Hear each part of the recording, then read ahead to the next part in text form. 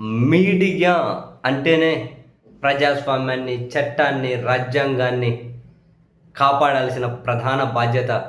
వాటిని ఎవరైతే కాపాడతారో వాళ్ళకు మద్దతు ఇచ్చుకుంటూ, వాటికి ఎవరైతే హాని చేస్తారో వాళ్ళను, వాళ్ళ విధానాలను వ్యతిరేకించుకుంటూ ముందుకు సాగాల్సింది అసలు వాళ్ళ ప్రథమ బాధ్యత, లాస్ట్ బాధ్యత, మధ్యలో బాధ్యత ఏమంటారు, ఏ ఏ సెకండ్ అయినా ఒక మీడియా బాధ్యత అదే కావాలి.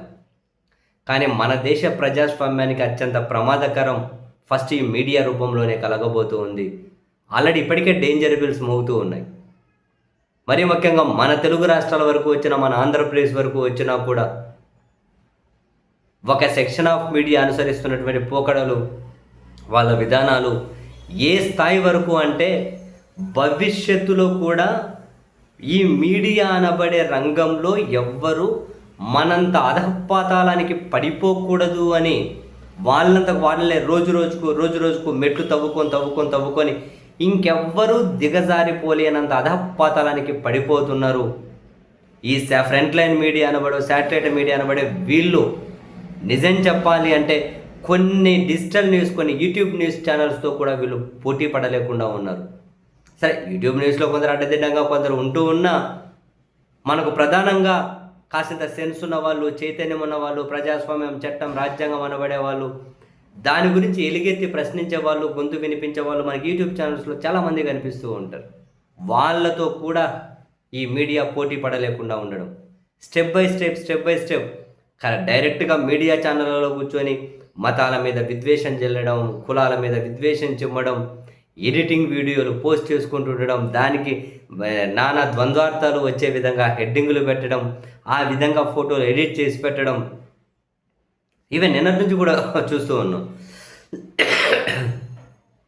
జోగి రమేష్ గారు, రోజా గారు వాళ్ళ ఇంట్లో కూర్చొని అందరి దగ్గర మాట్లాడుతూ ఉంటే, అంతకుముందు చంద్రబాబు నాయుడు గారి నేతృత్వంలో 9 మంది తిరుపతి లడ్డు మీద మీడియా సమావేశం ఏర్పాటు చేసి అందరూ వాళ్ళలో ఒక రక్తపు చుక్క కూడా లేకుండా ఏదో చాలా బాధగా, ఏదో వాళ్ళంతా కోల్పోయినట్లు మీడియా సమావేశం పెట్టి మాట్లాడితే, దాన్ని ఉద్దేశించి వాళ్ళు దేవుని దగ్గర ఇరకపోయామని చెప్పి బాధపడ్డారు.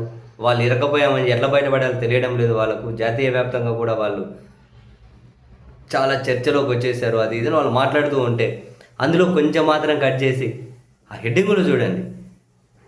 జోగి రమేష్, రోజా ఏకాంత వీడియో విడుదల, హెడ్డింగులు అండి. ఆ వీడియోలు ఎడిట్ చేసి కంటెంట్ వేరు మళ్ళీ, కానీ లోపలికి పోతే వీళ్ళేదో వైసీపీ గురించో జగన్ గురించో మాట్లాడుతున్నారు. మొత్తం వీడియో కట్ చేసేసి ఒక మీడియా అనబడేటి ఇంత చెత్త హెడ్డింగ్లా. ఇది ఏం కొత్త కాదు వీళ్ళకు, ఇంతకుముందు చాలా పెట్టారు. ఇంత చెత్త హెడ్డింగ్లు పెడతారా? ఈ విధంగా ఎడిటింగ్ వీడియోలు పెడతారా?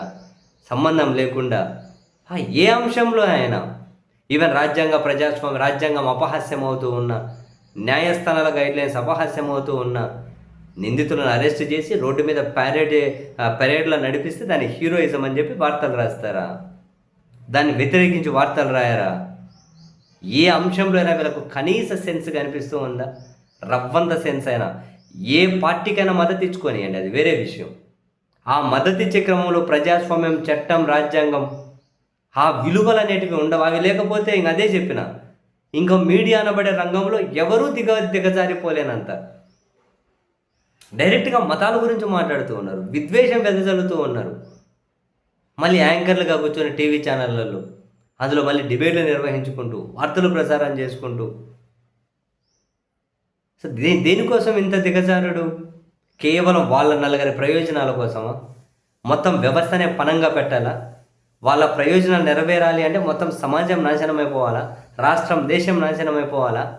ఇదా నా మీడియాలు నడిపించే పద్ధతి? యూట్యూబ్ ఛానల్స్తో కూడా పోటీ పడలేరండి. ఎక్కడో దూరం ఆగిపోయారు వీళ్ళు. చాలా యూట్యూబ్ ఛానల్స్ 1000 రెట్లు మేలు వీళ్ళకంటే. దేనికో దానికి పరితపించిపోతూ ఉన్నారు వాళ్ళు. చట్టం, ప్రజాస్వామ్యం, రాజ్యాంగం, ఆ హక్కులు, దీని గురించైనా పరితపిస్తూ ఉన్నారు.